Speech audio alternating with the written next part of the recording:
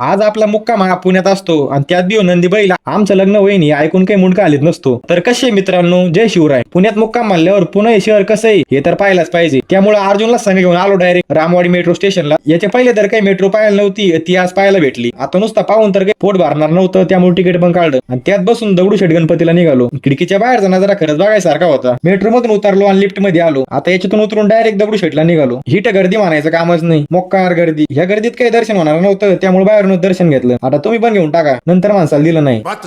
मग काय तिथून पुढे लालमहल आलो. हे तर जास्त काही मोठं नव्हतं, पण इथं बघायसारखं लय सारं होतं. त्यात आपल्या राजांच्या जुन्या आठवणी त्या बघून शनिवार वाड्याला आलो. हा काटेरी दरवाजा ओलांडून मध्ये गेलो. बघायला तरी तर लय खतरनाक होतं, पण या गुपातून वर आलो. आता काही गुपा गिपा नव्हती बरं का, हाजी नाही. इथून वर आलोच खरं वाड्याचा नजारा बघायसारखा आहे. त्यामुळे पाण्याची विहिरी पाहून थोडंफार फिरलो आणि वापस निघालो. खरंच जुन्या बांधकामांना नो चॅलेंज आहे. आणि मग काय स्टेशनला येऊन 17 रुपये तिकीट काढलं आणि मेट्रोत बसलो.